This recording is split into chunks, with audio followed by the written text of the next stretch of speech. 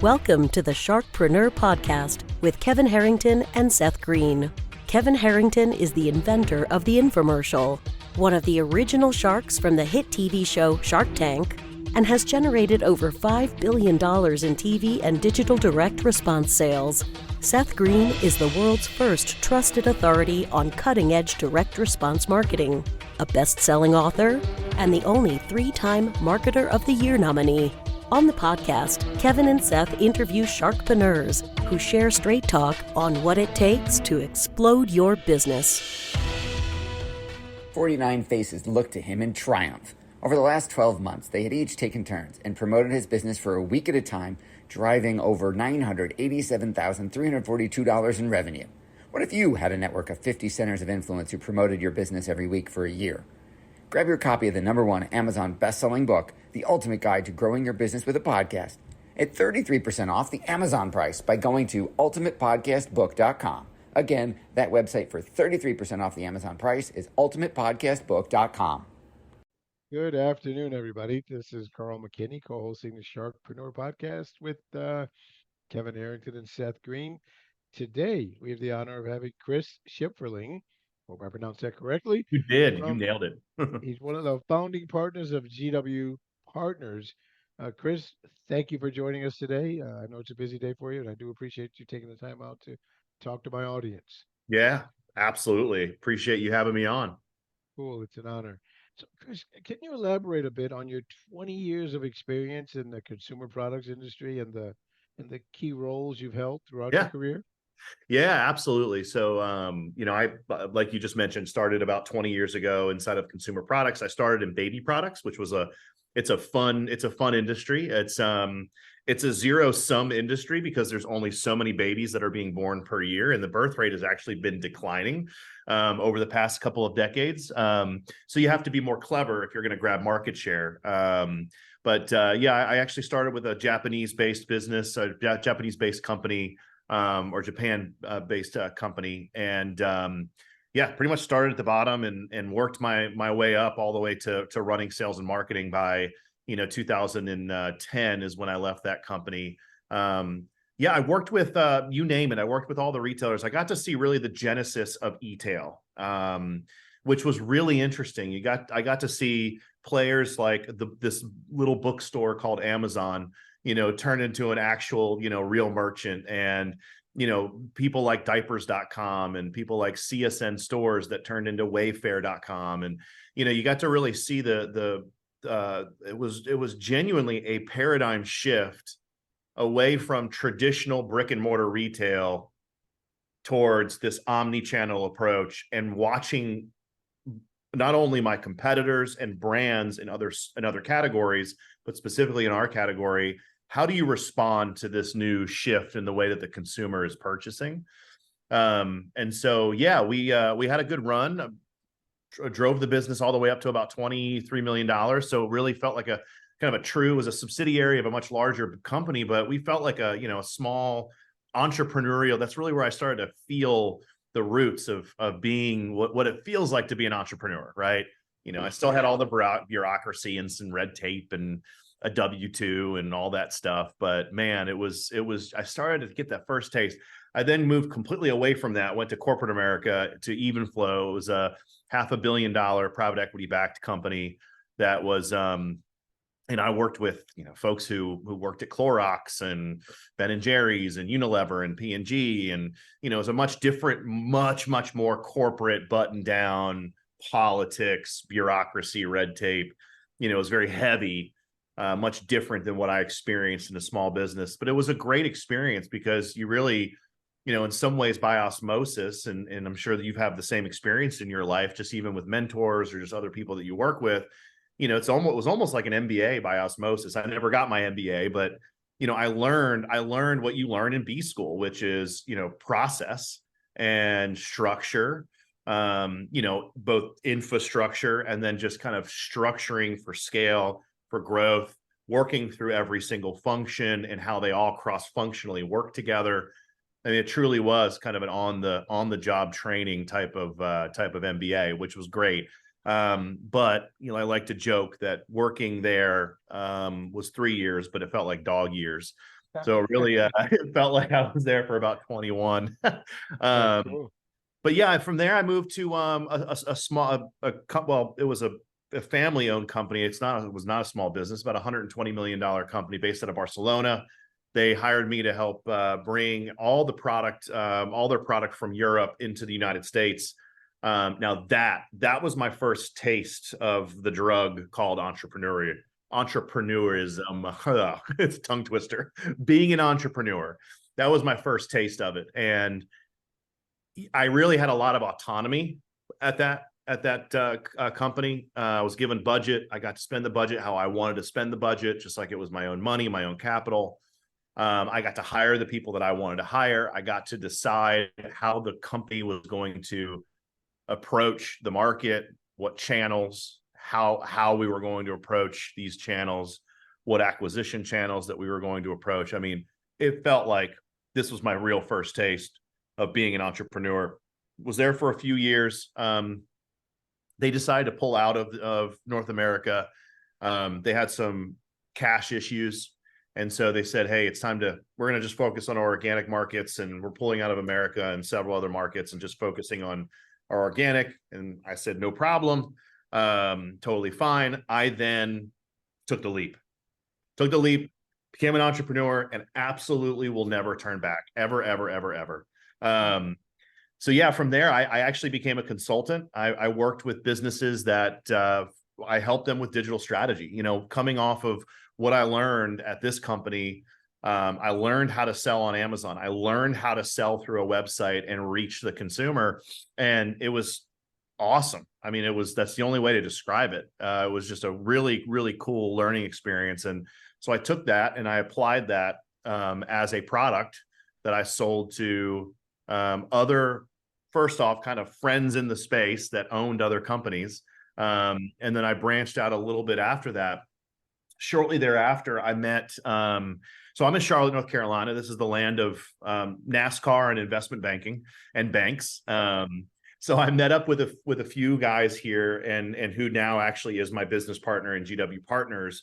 And we started an M&A effort, or an investment banking, a sell side transaction firm, where we work with lower middle market, so small to medium sized businesses, to help them optimize a sale of their company. That's what we do. We get involved as early as possible to really help affect the outcome, give the answers to the test, for each different function, because we know what private equity is looking for. People always want to know, how do I make more money at the table? How do I make sure I don't leave any money on the table? How do I juice my multiple when it comes to selling the company? And we have the answers. We can tell you exactly what you need to do once we get in there and we do our analysis and help you execute on a much bigger trade. So yes, about 5 going on 6 years ago, started GW Partners, and here we are today, helping small to medium sized businesses and consumer products sell their company. Well, it sounds like your experience is kind of more from SMB to enterprise level and back and All the forth, above. and like you said, the B school without B school. That's right. And so tell me now, what was that? You mentioned you got bit by that bug, the entrepreneurial bug. Well, you can get bit by the bug and still not take the step. Uh-huh. What was it that motivated you to take that step to branch out on your own? Crisis. Yeah. Crisis. I mean, I was faced with, I only knew W-2. I remember coming home the day I found out that basically, this is done now. And I remember talking to my wife about it, and I was just completely like, it's like someone hit me over the head with a 2x4. And I've got family who is entrepreneurial. And so I already had the taste, and I said, okay, well, I'm going to do what I normally do. I'm going to reach out to the recruiters that I normally talk to, and I'm going to go see if I can work at another company. And I was just like, my kids are small. I want to see them grow up. I want to control my own destiny. I don't care if I don't make, a bukus of cash. I can't take it with me when I die. So I want freedom, man. My freedom means a lot to me. But it just so happens a byproduct of, being a successful entrepreneur is you actually you can make some really good money, and a lot more money than you would in any W-2. So I want the freedom really mattered to me. And it's funny because I heard a lot of entrepreneurs talk about that freedom before, and I just never really got it. I was like, I don't really understand what this means. Freedom. I felt like I had freedom, but it was like, no, I get it now. Like the pressure and stress that I feel is very different. It's not from somebody putting stress on my shoulders, which is a very different feeling than me putting the stress on my own shoulders, So yeah, I felt the bug, and then crisis basically just, it was a steel-toed boot right to my back off of a cliff. And it was, I'm doing this. Now, before GW Partners, you were a founding partner of South Col. Is that well, South Col actually was birthed. It's a joint venture that we have, so that's something that came after GW Partners. But yeah, that was something where we teamed up with two other companies, Sellers Funding or Sellers Fi, and also Escala, which is like an operational consulting business. We invest in e-commerce businesses, or we take minority positions. But yeah, no, before the GW Partners, that was Robert and Pearl. That was my consulting firm. That's what I did. Okay. So yeah, that was my first real entree, was Robert and Pearl. Yeah. At South Col, can you give us an example of the types of those e-commerce companies you worked with? Yeah, it's absolutely great question. It's very similar to how we approach GW Partners. We're really looking to invest in companies that are at an inflection point of growth, $5, $6, $7, $8 million. We want to get involved about 2 years before it's time for the company to sell. If the business owner does not want to sell the business, or doesn't want to sell the business for 5 years, 6 years, that's not a fit for us. We are very much wanting to get aligned with business owners who, I want to sell this business in 2 years. Like, this is the path we're headed towards. So we lock ourselves in, we become equity stakeholders in the business. We introduce both financial resources, strategic resources, and you overnight get a complete board, an advisory board, to help you basically reach that goal. And we build the goal together. We build out the exit plan together, and then we go out and execute together to achieve a much, much greater exit than if you decided to do it with somebody, just on your own, or et cetera. That's tremendous. So now I want to get off the kind of rail for a second. Yeah. So you've told us what kind of companies you guys are looking for. Tell my audience, just in case somebody's listening, how to reach you. Yeah, absolutely. So look, you can go to gw.partners. You can go to South Col, SOUTHCOL.co. Both have contact forms in terms of like, hey, here's what, here's how you can, reach out to us. We have a valuation form on southcol.co. Chris at gw.partners. You can look me up on my LinkedIn. There's a lot of ways to get in touch with me, and we are very altruistic in the sense that we just love working with founder owners, because we're founder owners ourselves. It's funny, I was talking to a client once. I talked to a lot of clients, but I was talking to one of our clients earlier this year, and she was lamenting about, just being a small business owner. And I was like, look, I get it. And she actually kind of slipped. She's like, well, how do you get it? And I'm like, I'm a small business owner like you. We are the same. Like you may be my client, but we are exactly the same. We deal with a lot of the same stuff. So we just love being altruistic with founder owners. Well, okay. Now I want to kind of get back on. I just wanted, just in case somebody in my audience fit you, I wanted to, and they were thinking, man, I got to talk to this guy. I just wanted to get that out there.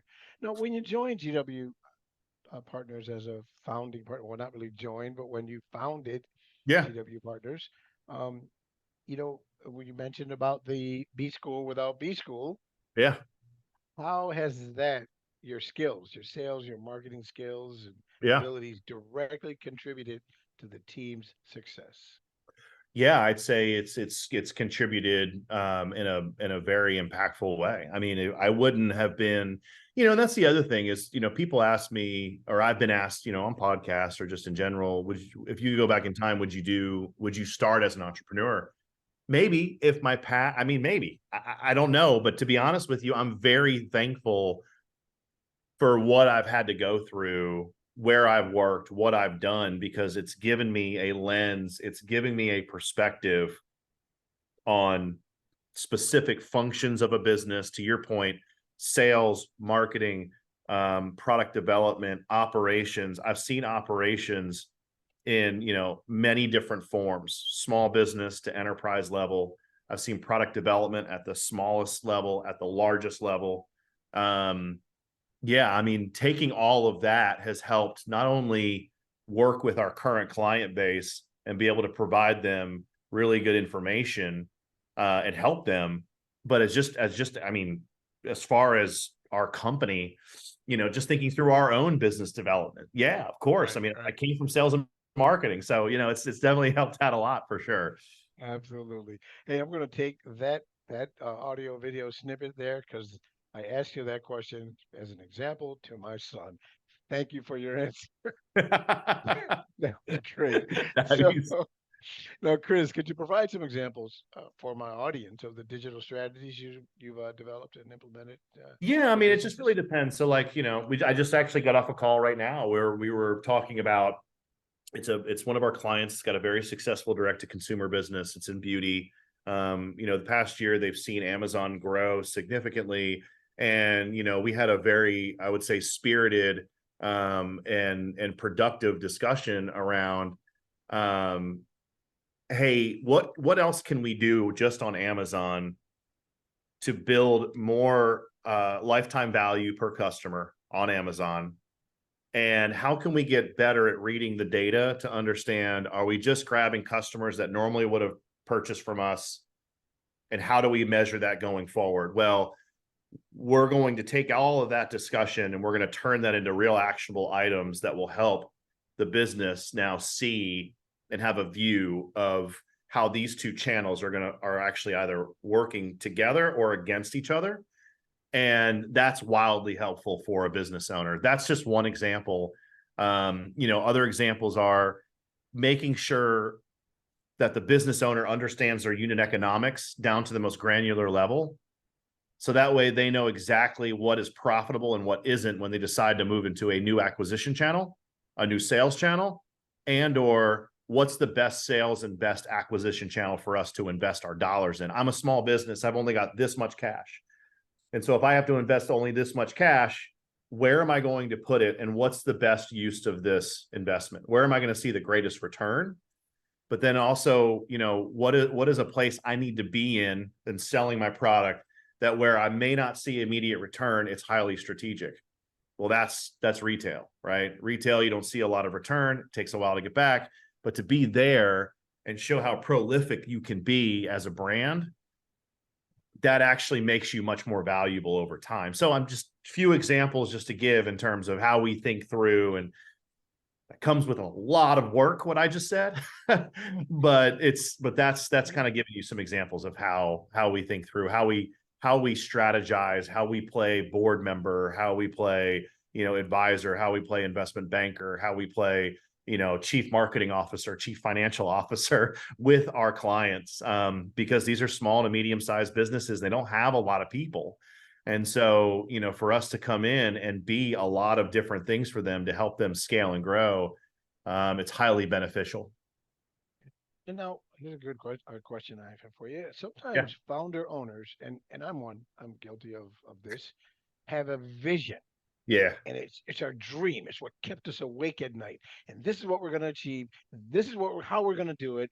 And then you come in with a better idea to that founder owner. It sounds like you're saying, "Oh, you're an idiot. You don't know what you're doing. Trust me." How do you go about getting that founder owner to understand that you have their best interests at heart and can help them get to their goals? Yeah, I think the best way to put it is we're vision enhancers, not vision killers, vision changers. So, our goal isn't really to come in and tell you everything you thought was stupid. I can tell you, if we thought your vision was stupid, we already chose to not work with you. But we do our diligence beforehand. However, yes, that's exactly what we're aiming to do, is to come in and work with you. And we spend a lot of time with you before we engage. We really understand what we're getting into. And then as we're digging in, so we phase everything out for us. We have 4 phases. And phase 1, when we're going through our analysis, that's really when we're starting to develop our view of your goal backdropped against where is the company right now. So you have a goal, you want to sell the business for $20 million. And right now, the best you're going to get out of the business, even if it would sell, is $7 million. Well, there's a path that we've got to now develop together, some of which you already have the elements of the path in place, some of which need to still be built, but the vision has stayed the same. I have a vision for this company to be X in my category, and I want to sell. My goal is to sell for this, because that's how we usually work, is just selling on a dollar amount, just to be very frank. Okay. And so our job is to then enhance and even try and exceed. Genuinely, I know you hear that a lot when people try and sell you on stuff, but genuinely, we're there to try and exceed your goal, where you say, hey, I want 20. And it's like, well, what are the other things we can do to truly enhance your vision to kind of get you past just 20? We have one client right now who, when we first met them, said they'd be willing to sell for 12 to 15. And if they continue on their run rate, it's going to be more like a $30 to $40 million transaction. And that is not a testimony of, now, most people would say, well, that's what we did. We came in, and that's why they're able to get more money. No. We just came in and we helped enhance with the team the ability for the company to just grow even further from where they thought it could go. And in essence, that's going to end up making them a lot more money. That's so cool. It sounds like you guys really have a deep understanding of the consumer product space. We do. And your digital strategies. Yeah, we do. And melding those two together, I mean, kind of puts you in a unique place. It does. We're a bit of a unicorn. That's what I can only tell you that because I'm not trying to sell you. Because if we tell anybody we're trying to sell, they're like, well, of course you think you're a unicorn. But we're just very different because, we understand consumer products very, very well. But then, it's not my background, but my business partner's background is institutional investment banking. So he was a managing director for a $19 billion hedge fund. He worked in the Bank of America transactions team in Chicago, working on Fortune 50, mergers, acquisitions, debt financing. Like, we really do have this very unique product where we take institutional level financial understanding and engineering and a deep knowledge of consumer products. And it's like, yeah, we're going to throw all of that into your business so you can make more money when it comes time to sell your asset. Makes so much sense. And that partner is Jason Somerville. Jason Somerville. Yeah, that's right. Okay. And he can be found on LinkedIn as well. Yes, absolutely. All right. Well, that's where we'll find you guys. Now, if you, in a perfect world, well, no, you can't say that because no world's going to be perfect. But if you had to pick one of your recent successful transactions, which one would be your favorite and why? Yeah, recent transactions, like most successful. I'd say we had to be recent. Any one of your transactions. Yeah, no, we had I'd say 2 come to mind. One, we had a company that we engaged with back in like 2019. We eventually sold them end of 2021. But we really took our time to make sure that the company was in the best possible position to sell. And it was just a fun company to sell. I mean, we worked with them to get their financials in order, to get them cleaned up. We worked with them as an advisor to make sure that they had all the right strategies in place before they went to market. And, because we were able to have more time working with them, we were able to then get a lot more strategic bids on the business, and they were able to get a much better valuation. It was it was literally double than what they were expecting. So that's one of my more favorite ones. And by the way, just for your audience, so they can understand where I come from as a person, with one success story, this is, by the way, entrepreneurialism 101. With one success story, there's like 10 other ones that are not successes. Right. So I want to make that clear, because I hear other people speak on stages and whatnot, and they scream their best, highest successes, and you never get to see what's underneath. And that, there's a lot of trial, tribulation, error, et cetera, that goes along with it. Anyways, I'd say another one very quickly, because I know we're running up against time. We had a really just wonderful business. These guys just did a phenomenal job of growing the company. It was about a $25 million business and growing. We were able to take that out and catch a quick bid on the company and get it sold very fast, because it was just the moon and the stars just aligned on that one. We were able to work with them, get them not only cleaned up, but just really put together a presentation that very clearly articulated the further opportunity of where someone could take this. And we got a very fast bid. They took that bid right away because it was not a discounted bid. It was very much a very top of the a very top, call it a top bid, because the person who bought it, or the private equity fund who bought it, they were like, we do not want you taking this to anybody else. We love this company. So that was always fun. Those are fun to work on because it's like, it's good.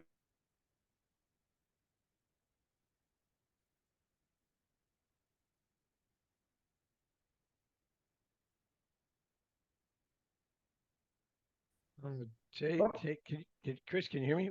I can hear you now. Yeah, it froze for a minute. Oh, sorry about that. Oh, no worry. I think it was me. You were giving me that second success, and it was fun to work on because. Yeah, it was fun to work on. In a nutshell, it was a company that was big. It was 25 million and growing, and it had a lot of demand. And we were able to get a top bid for the company because the private equity fund we sold to, they were like, do not send this to anybody else. We want it. Yeah, it was fun. You mentioned quickly, because I know we are running up against time here. You mentioned for every one success story, there's those 10 that weren't.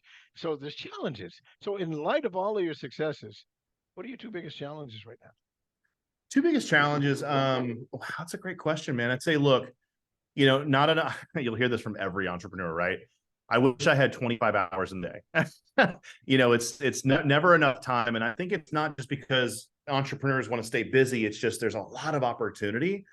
And positively, there's a lot of really good opportunity. And it's really just deciding what to pursue in terms of time that's going to bring the most return. Because, yeah, there's been a lot of pursuing in the past from a lot of entrepreneurs, myself and my business partner included, where, we spent a lot of time on something that didn't really materialize to anything. We spent time on the wrong thing. And so, that's obviously a challenge. And I'd say the second challenge is, I think business development it has its ebbs and flows and just always tends to be a challenge. I think, for us, we've been around for 6 years. We've built a reputation. We get a lot of good referrals. But I think business development is always a challenge, and I'd say it's in a reverse manner. And hear me out, and I'll say this very quickly. It's not just finding people to work with; it's finding the right people to work with. Yes, absolutely. Because for us, back to that freedom thing, like we're going to interview our clients just as much as they interview us, and if we see any red flags or yellow flags, we're just not going to work with you, because that's just not going to end right. It's not going to end well. In our line of work, we spend at least 2 years with people. Like, this is a much deeper relationship than even just hiring, a digital marketing firm or hiring an Amazon agency. Like, we're in it with you. We become part of your team. So. Okay. Well, there you have it, guys. This has been a great podcast. I love it when they kind of flow and they're fast paced. Great information. My audience loves it. Again, this is Chris Shipferling, one of the founding partners of GW Partners. My name is Karl McKinnie. I co-host this wonderful Sharkpreneur podcast with Kevin Harrington and Seth Green. We will see you guys, talk to you guys, and hear from you guys then next time. Thank you, Chris, for joining us today. Thank you so much. I appreciate it. Why do so many businesses struggle while others seem to explode overnight? Do you wish you had the secret to this type of exponential growth? Now, I've scaled more than 20 businesses to over $100 million, and it's not just luck. In my new book with Mark Tim, Mentor to Millions, you'll learn the repeatable framework I use in all my business ventures for massive success. Order at kevinmentor.com and get over $1,000 in bonuses. Head to kevinmentor.com.